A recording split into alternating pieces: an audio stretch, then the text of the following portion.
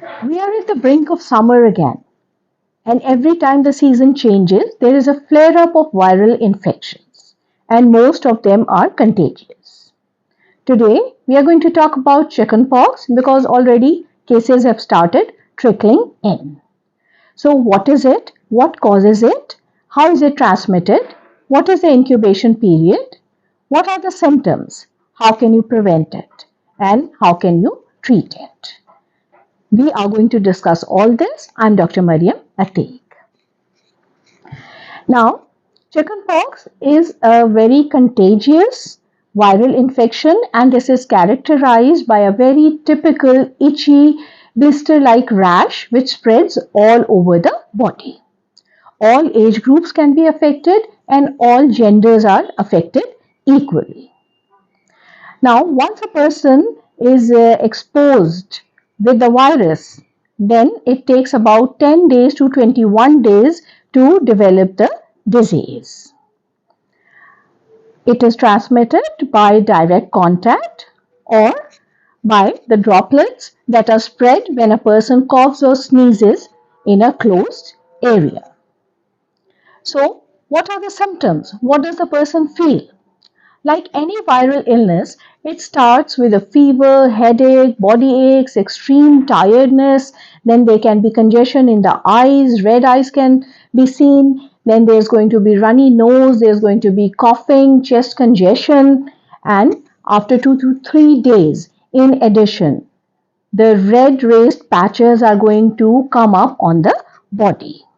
Then within another 24 hours, these rashes are going to fill up with a clear fluid, forming blister-like lesions.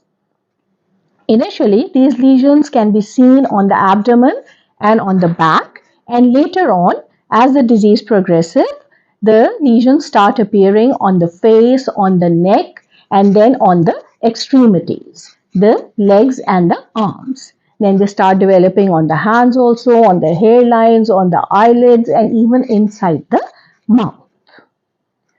So, what can you do about it? First of all, we need to know how this can be prevented, and then we will discuss how it can be treated. From 1995, we have the chickenpox vaccine, the varicella vaccine, that can be given to children at the age of 12 months to 15 months, and then a booster dose can be given between the age of 4 to 6 years. Then those children who have not been vaccinated till then and are between the age of 6 years to 13 years, they can still have 2 doses of the vaccine at an interval of 3 months. Then those who are elder and are still not vaccinated, that means more than 13 years up to later in life, they can also get themselves vaccinated with 2 doses of vaccines spread 28 days apart. Now, the disease has certain complications also. Therefore, ladies who are pregnant, they cannot have the vaccine, and those who are not and are planning a pregnancy, they should get themselves checked and get vaccinated with the same 2 doses 28 days apart, and then they should wait safely for about 3 months before they plan a pregnancy. So, what can you do to prevent it? You already know now that vaccination is very, very important. Along with that, there are 2 more things: that if you know somebody is suffering from it, stay away from them and practice your good hygiene. Now, how do you treat it once you have had it? It is a viral illness, and we know that we have got no exact cure for it. All we can do is treat the different kinds of symptoms. Fever can be treated with antipyretics. All the allergic manifestations, like this congestion of the nose, the chest, the eyes, they can be treated with antihistamines. You might need additional eye drops, anti-infective eye drops for the eyes if there are blisters in the eyelids. Then if there is super added bacterial infection and there's phlegm and there is productive cough, then you might at times need more medications that the doctor is going to see. Otherwise, no antibiotics or anything is given. The whole problem takes its course and gets well in 10 to 15 days at the most. unless complications have developed. Then you need to eat well. Don't take spicy and saltish foods because they are going to produce more itching. And if you itch it, then the scars can last for life. You need to have proper sleep to build up your immunity. Hygiene maintenance is very, very necessary. You must take baths.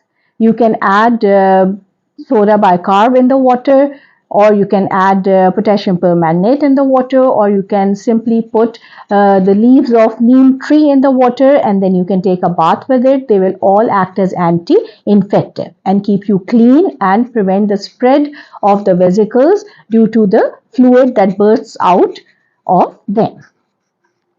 Then you have to keep your nails clean because we said that it is a very itchy rash. Therefore, if you tend to itch, the serum, the fluid gets under the nails, or the pieces of skin or scabs get under the nails, and then you can spread it to other areas and other people. Then isolation is the number one thing. If you have the problem, please stay in your separate area. Keep yourselves isolated till all the lesions have crusted and the scabs have fallen off and there is no more redness around the scabs. Please stay away even from your family members so that you don't give it. This is your community consciousness that you require, that if you have had it, do not go out in the public, do not go to schools, do not go to offices, do not go to marketplaces. Stay isolated till the problem clears away. So please understand this information and stay healthy and be responsible citizens in trying to keep the others healthy too. Thank you, and inshallah we will come back with another topic. Assalamu alaikum.